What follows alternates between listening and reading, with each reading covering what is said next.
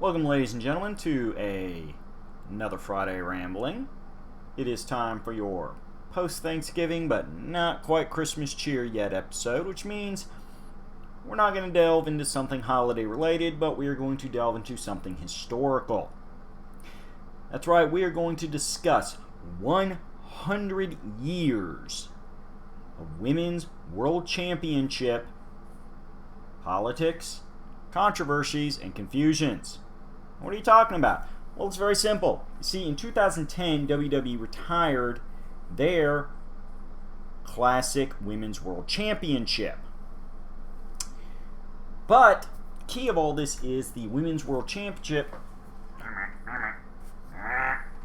Speaking of females, little Betsy Boo, Devoya Kitty, trying to cause a fight.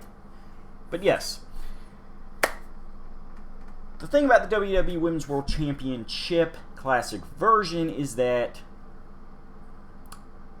it itself is traced back to the NWA Women's World Championship, which itself can be traced back to a previous championship that also had a bit of splintering going on, causing the fact that, depending on how you want to look at things historically, no kidding, that female, no fighting. Depending on how you want to look at things historically, you can actually claim a direct connected lineage over 100 years of title defenses across multiple wrestling promotions. So bear with me, folks. There's going to be a lot of facts, a lot of names, and a few dates thrown at you. But we're going to get through it, and it's all going to make sense when it's all said and done. First thing to remember is the nature of women's wrestling for decades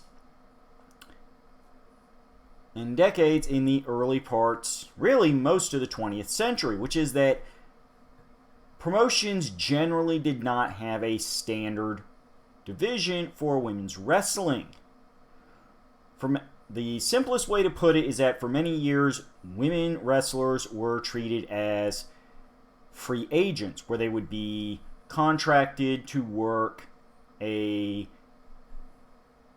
few weeks of television appearance, or not even television, for a long time, none of this stuff was even televised, at least regularly, but to work a few weeks of live appearances. Generally given promotion would sign 4 women's wrestlers, because they could do a couple combinations of singles matches, do a tag match,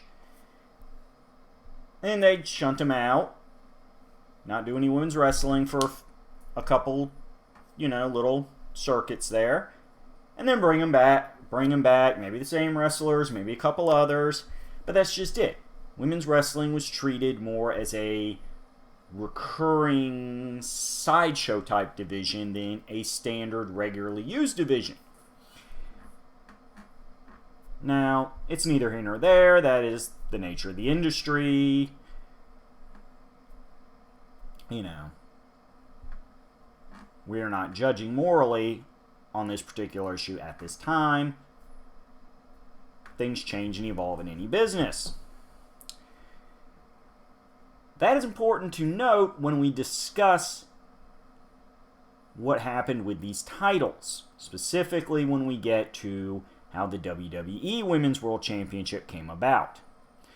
Now note, I did say we were only going up through the classic title and its retirement in 2010.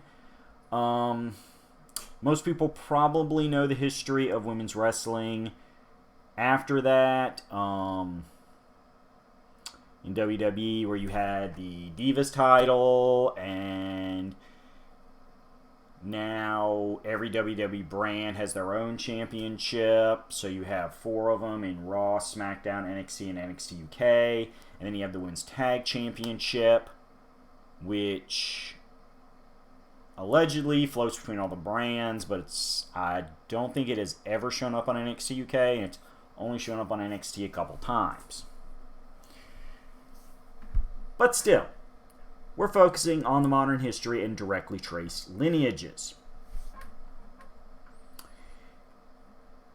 because I don't think a lot of people that are current wrestling fans really know all of this. And, of course, yes, again, quick disclaimer, various other promotions have had their own women's championships. TNA, what they call the Knockouts division. WCW, when it was in business, had a women's championship for a brief while. AEW, of course, has their women's championship. Different promotions in Mexico and Japan have theirs. We're not doing an all-encompassing thing because that would be a huge episode. As I said, we are discussing basically a potential single lineage covering 100 years. So, let's get into the nitty-gritty. In 1910, Cora Livingston, who held a championship that was officially known as the Featherweight Championship, faced off with another women's local champion called Laura Bennett in a champion versus champion match. Cora Livingston won it and was proclaimed the first women's world champion. Although they had started to promote her as this for a couple years before this match, this was the first time it was considered officially recognized as a world championship, and thus something that could show up in wherever Cora Livingston found work, and it would be considered more prestigious than any local titles a woman may hold. Cora herself would hold this title that, because it was not really tied directly into any one promotion, was simply called the Women's World Championship until her retirement in 1925. At that point, Clara Mortensen beat Barbara Ware in 1932 to win the vacated championship. 5 years later, Mildred Burke, who is a huge name in wrestling that will continue to pop up in our discussions a couple more times, so keep track, would win it in 1937 but only hold it for about 2 weeks before losing it back to Clara Mortensen,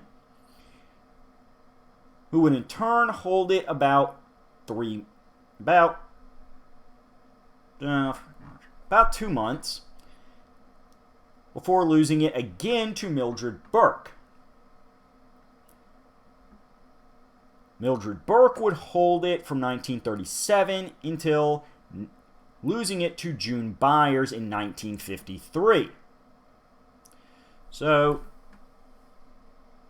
over the course of 43 years, you only have 4 women holding the championship and a handful of title switches. Not really a big thing so far, but here's where it gets tricky, folks. Mildred Burke and June Byers wrestled a 2 out of 3 falls match in 1954. The bout went to a no contest. Subsequently, June Byers was recognized as the NWA World Women's Champion. However, Mildred Burke, feeling that because the title went to no contest, that there was a bit of dispute over who the champion was, went on to create the WWWA World Championship and was recognized as its first champion. The Classic Women's World Championship was at this point retired, as for all intents and purposes it had been splintered, and as I said, June Byers was now being booked by the NWA Central Office, much like the men's champion. Mildred Burke would hold the WWWA World Single Championship from 1937 until her retirement in 1956. Now, it should be noted, part of why she held that championship for 19 years was because she started the promotion. She was essentially booking herself at this point. She owned the championship. She had control of when it changed hands. The title was reactivated in 1970 in Los Angeles, California, in association with All Japan Women's Pro Wrestling, which became the exclusive promotion the title was defended in, and it was referred to from that point on in Pro Wrestling Illustrated and other London publishing-based wrestling magazines as the All Japan Women's International Championship. So, here's your major splinter right here. Now, the WWWA / All Japan International Women's International Championship would continue to be defended from 1970 up through the shutdown of All Japan Women's Pro Wrestling in March 26, 2006. So, that's 36 years of regular title defenses. There were a few vacates due to injuries and storylines, but no extended multi-year vacatings. The title was a mainstay of the company. That is very key. Mildred Burke would still be recognized as the longest reigning champion at 7,238 days. However, for the All Japan era, Jaguar Yokota had 2 reigns, which gave her a combined reign of 1,720 odd days. There's a slight bit of date discrepancy over when she vacated the title due to her retirement. I think it was a retirement. Let me double check here.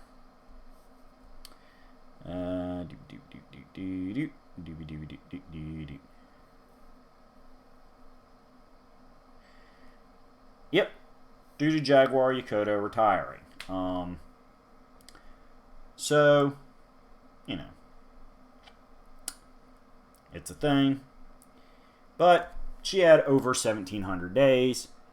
Some other Hallmark champions were Bull Nakano, who had a single reign of 1,057 days.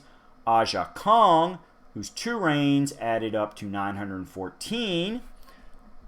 Manami Toyoto at 852 days. Ayako Hamada, who is a second-generation wrestler, daughter of Gran Hamada, had 2 reigns totaling 462 days. Our buddy Kia Stevens, a.k.a. Awesome Kong, a.k.a. Amazing Kong, had a single reign of 119 days. Monster Ripper, a.k.a. Rhonda Singh, a.k.a. Bertha Faye from WWE, had 2 reigns at 190 days, along with many other women. So, more power. Unfortunately, this particular splinter of that original championship ends here. As I said, the company shut down in 2006, and the title has not resurfaced anywhere else since. Now, let's flip back over to the NWA side of that split. Mildred Burke would hold the title from 1935. Well, excuse me, blah, blah, blah. Sorry, I was looking at the original split there. But yeah, June Byers would hold it from 1954 until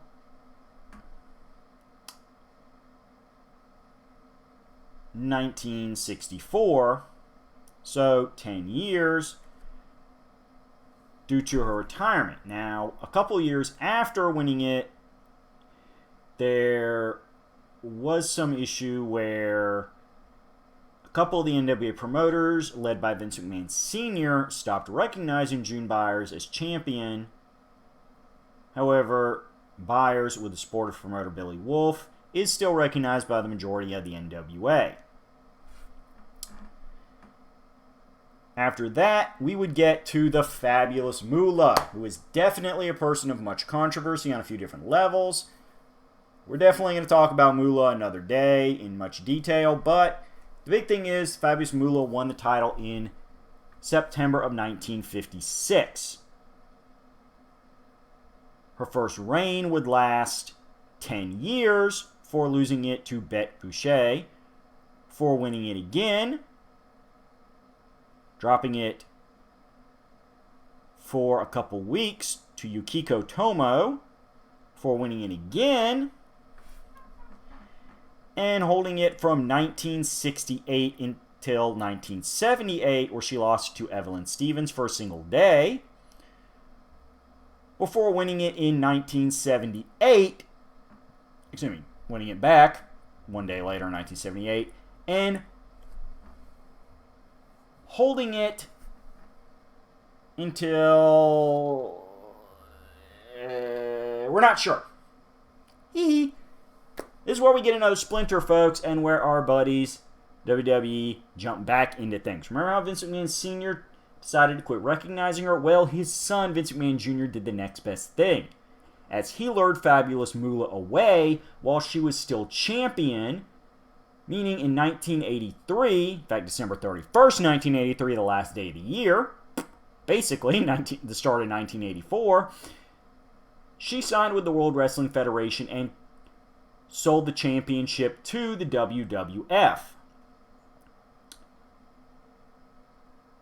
Now, we're going to get back into that WWE run in a little bit, but let's finish up the NWA run.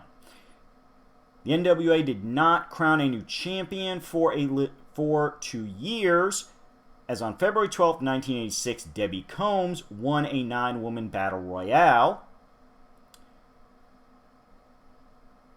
There was a brief interruption when the Kansas City promotion withdrew from the NWA, vacating a title, but then she won it back again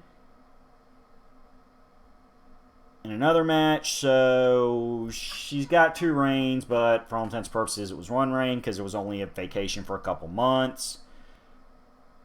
And from there on out, much like the All Japan Women's Championship era, the NWA Championship would continue to be defended pretty regularly.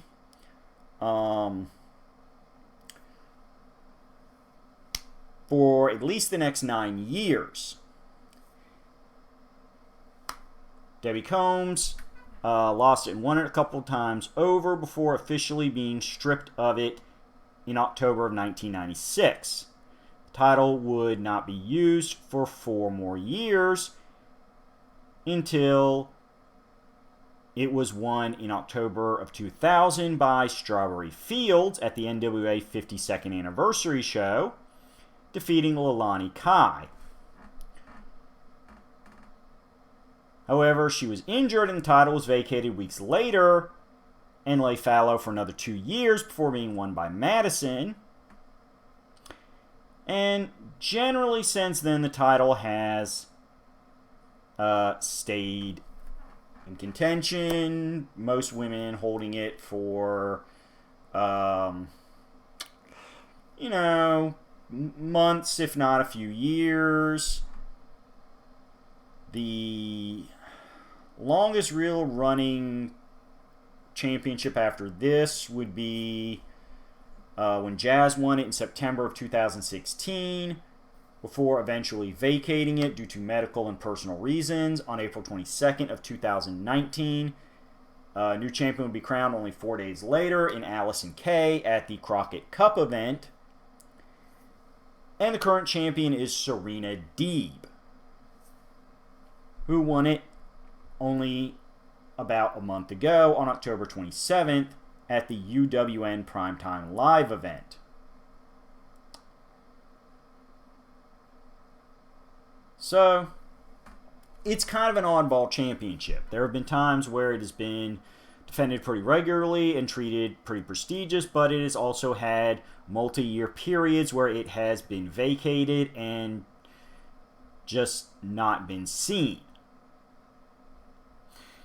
This is kind of sad, but, it's kind of parallel to the history of the NWA.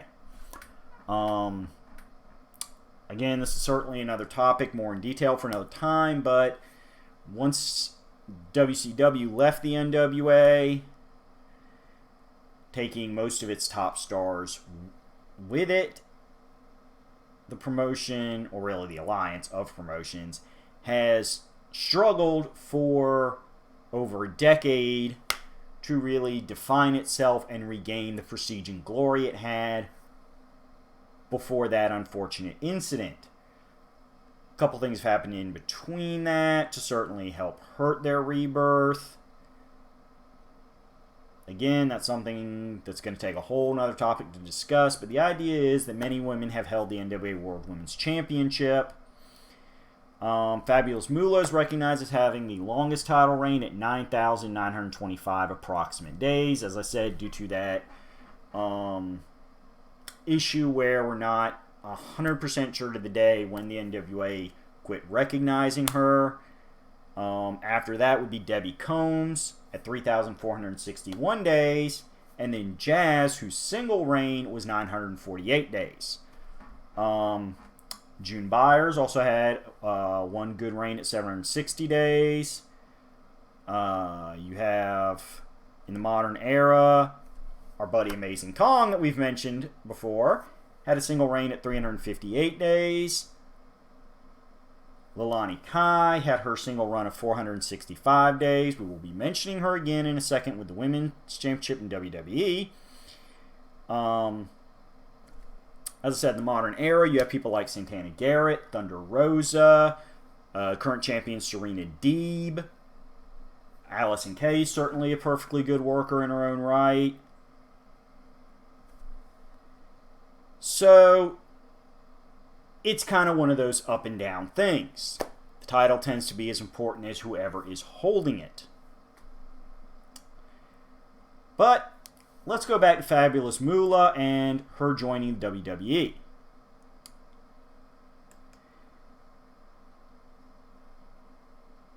Now, as we said, there was some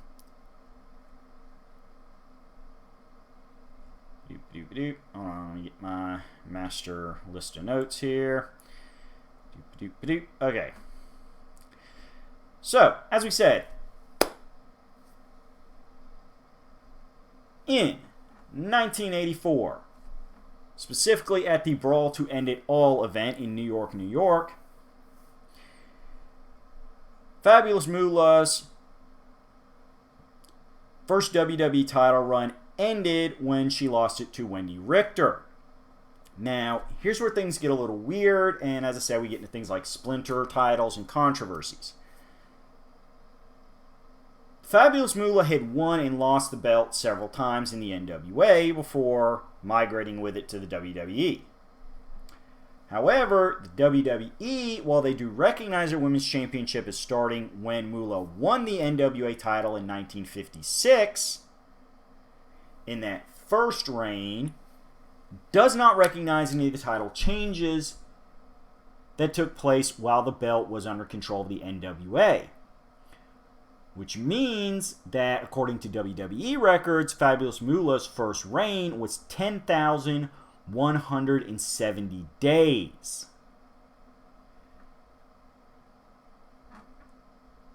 This is kind of goofy. But that's what the WWE claims. It's their championship at this point. You want to get mad at them and call foul on their math? Go ahead.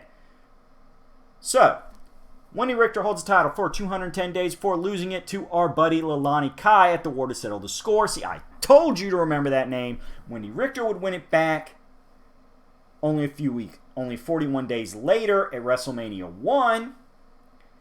Unfortunately, she was fated to run into some controversy in one of the original highly publicized double crosses in wrestling when, on November 25th, 1985, Wendy Richter lost it when she was genuinely surprised by the referee counting 3 on a roll-up by her random opponent, the Masked Spider Lady. The Spider Lady unmasks as soon as she is declared the winner and is revealed to be previous champion Fabulous Moolah, who was not, in fact, the person Wendy Richter was told was under the Spider Lady's suit. Some people call this the original WWF Screwjob as a reference to the Montreal Screwjob, but that's getting into semantics. It's traditionally considered a double cross. Moolah's second reign will last 220 days before losing it to Velvet McIntyre, who only held it for 6 days before Moolah won it back. She then lost it to sensational Sherry Martel, who held it for 441 days, who lost it to Rockin' Robin, who, for record, folks, is the daughter of Grizzly Smith, and therefore is the half-sister to Jake the Snake Roberts. They also have another brother named Sam Houston, so that is a wrestling family. Rockin' Robin would lead to the first title deactivation when she left the company, and the title would be vacated for 3 years before being won by Alundra Blaze, who unfortunately was the only woman under full-time contract with WWE, leading to an awkward era where they would bring in a bunch of short-term challengers, including a few from Japan, where she had previously worked. Alundra Blaze is, of course, better known as Deborah Michelli, aka Medusa, and has worked in a variety of promotions all over the world, such as Japan, which I just mentioned. She would lose the title briefly to Bull Nakano, as well as the aforementioned Bertha Faye, aka Monster Ringer, aka Monster Ripper, aka Rhonda Singh. May she rest in peace.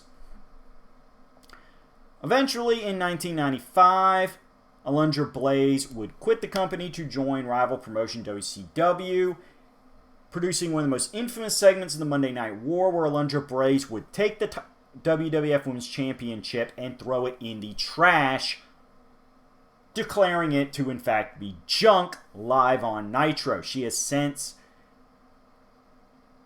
disowned that segment, saying that it was very disrespectful and she really should have known better. This means that the title was deactivated from December of 1995 until September of 1998. So we have another almost 3-year rest when Jacqueline would defeat Sable to win the vacant championship. She would only hold it for 2 months before losing it to Sable. We then come into the Attitude Era of women's wrestling, where you get your evening gown matches, bra and panty matches, mud matches, swimming pool matches. Not a good time for traditional scientific technical wrestling, but for horny teenagers like I myself was in the mid-90s, fun times on a completely sexist, objectifying level. Some bright spots would include the title being held on a couple occasions by Ivory, who had previously competed in Glow, and if you have never seen shoot interviews with her, is a very energetic, charismatic person with a lot of funny stories and almost no filter.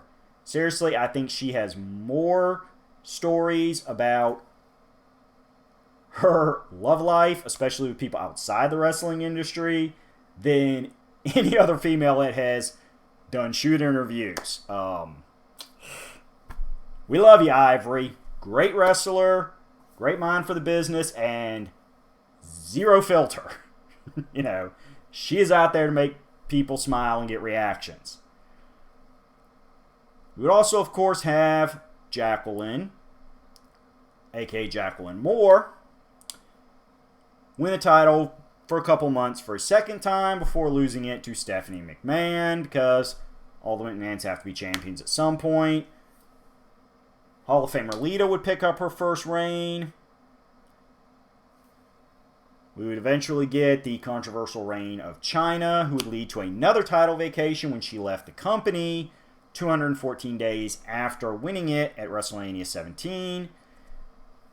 The title would only lay vacant for a couple weeks, though, before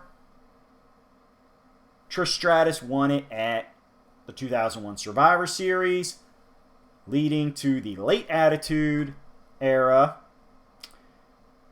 where we thankfully got a little less fan service, eye candy wrestling. There was still some of it about, but we were slowly bringing back actual wrestling into it thanks to women like Jazz. Hey, wasn't she a long-running NWA Women's Champion? Yes, she was. Jazz is a tough woman in legit life. Do not test her if you ever see her in a bar. Along with my personal favorite of this era, Molly Holly, and tough girl Victoria, who also held that TNA Knockouts Championship a couple times, and Gail Kim, who has also held that TNA Knockouts Championship and engaged in a awesome feud with Awesome Kong. You see how it all mingles back together? You see?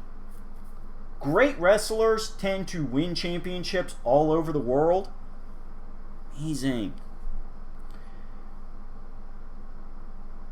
This would lead down to a little bit of the final era when we had people like Mickie James show up, who was again another fabulous wrestler who's worked in several places. In a iconic match against Trish Stratus at WrestleMania 22. Trish would win the title one final time in 2006 before vacating it due to her retirement. Several weeks later, Lita would win it back at the end of a tournament. We then bring in your... Again, kind of an awkward era where you have the John Laurinaitis models who were taught to wrestle era, which gives you people like Candice Michelle and Melina and some women that never got to hold the championship. But then you also had great women who could legit wrestle, like Beth Phoenix,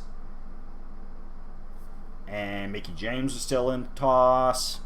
Michelle McCool, who is currently retired but married to the more recently retired Undertaker, leading up to the title being retired on September 19th, 2010 in a match between Michelle McCool and Layla, where the title was unified with the WWE Divas Championship. They've been introduced as part of the Raw SmackDown brand rivalry thing a couple years before. So that brings us to the end of our history real quick. Fabulous Moolah has 10,984 days over 4 reigns. Trish Stratus has the most number of reigns at 7, and the second most combined days at 828, followed by Alundra Blaze at 539, Rocking Robin at 502.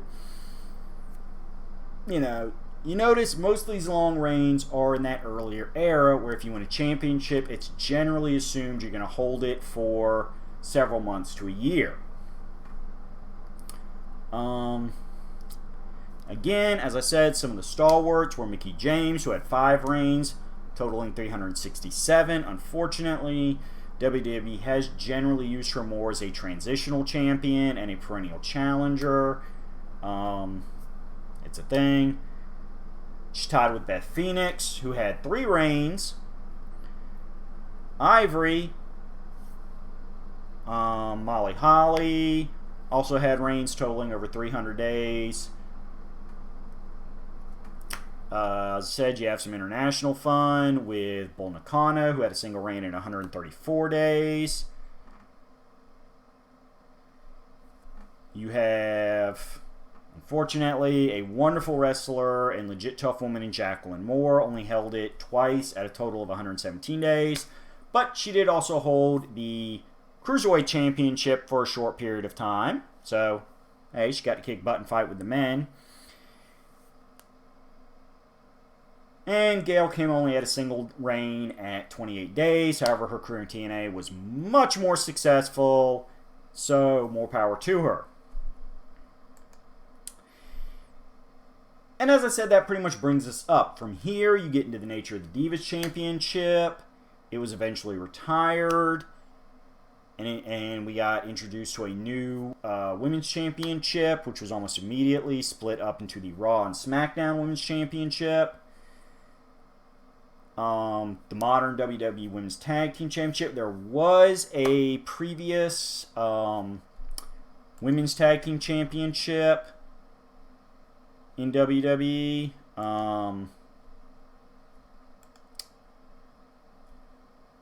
That ran from 83 to 89. Velvet McIntyre held it with a couple different tag partners. Lilani Kai teamed with Judy Martin to form the Glamour Girls. And there was a reign with Japanese imports, the Jumping Bomb Angels. But otherwise, that's pretty much it. As I said, the title's only around for 6 years. So it was kind of a sidebar thing.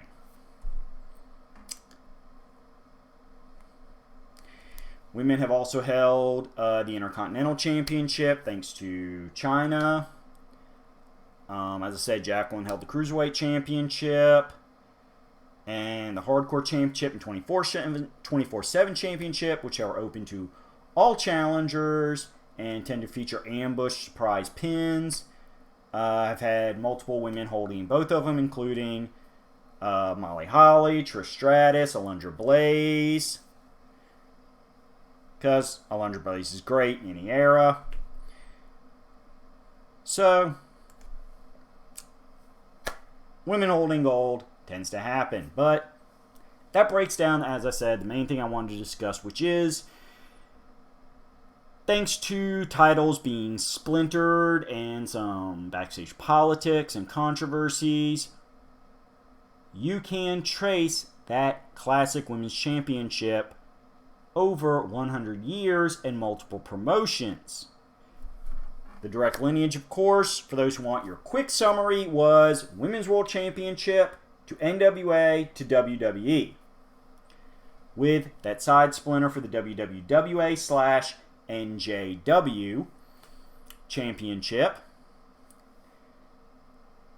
and a few pseudo-related titles in between, such as the WCW Championship, as, you know, WCW splintered off from the NWA. It's a thing. So, where does that leave modern women's wrestling and modern women's championships? Well, there's a whole lot more of them floating around than there used to be, which unfortunately gives a little less prestige to any given title. In the modern era, I am very much a big fan of Asuka, who, as of this recording, is the current Raw Women's Champion. However, you also have Becky Lynch, who, as of this recording, is on hiatus, sabbatical, whichever term you prefer. More classically, and to the point, maternity leave. As of this recording, we don't know if she will be back. But she had some great times as a champion, and we wish her all the luck in the world with starting her family with WWE wrestler Seth Rollins. And, you know, we have a lot of other strong contenders as well. On the NXT side, you have Rhea Ripley and Toni Storm. And that means that, as I said, you got a lot of great things going on. The NWA has Serena Deeb leading the charge. She is a wonderful wrestler. I am very happy to see her hold that championship, and I hope she does a lot to bring it all the prestige in the world. We got a few minutes longer in a lot of our episodes, but as I said, we had a lot of things to throw at you, and I only skimmed the surface. I may do a sequel video giving you a quick wrap down of things like the Knockouts Championship, their brief Tag Team Championship, the various modern championships in WWE. I think Ring of Honor has their Women of Honor. We briefly glazed over women's wrestling in Japan. I may have to get my buddy Rich do that. who knows that will probably be an episode of Generation eXpletive, as he is more versed in Japanese wrestling than I am. We also have Lucha Libre down in Mexico with things like AAA and CMML/EMLL. Of course, I think AAA is officially like Lucha Worldwide AAA. They've got a long... They expanded out their name, but at its core, it's still AAA to the fans. Which, you know, it's all good. Women have a lot of places to work where they can hold gold and they can make those titles as prestigious and audience drawing as the men's championships, which is wonderful to see and hear. Much respect to those women of previous generations. Mildred Burke, June Byers, Cora Livingston, Fabulous Moolah, Leilani Kai, Wendy Richter, Alundra Blaze / Medusa. She is functionally retired now. I think she may still occasionally make part-time appearances. You know, she feels like it. But she's had a pretty good career in monster truck driving for many years. So she's not hurting for money. And we're going to see you in 7 days. We're about to hit our December season. I can't promise how Christmassy we'll get, but we will have a new rambling every Friday. That is my guarantee to you. It will be entertainment focused. It will be positive. There may be some constructive criticism here and there, but it will be constructive. We are not here to hate. We are here to be entertained because there is enough hatred, anxiety, and frustration going on in the rest of the world. Your entertainment should not cause those things. And I will try my best not to cause those things.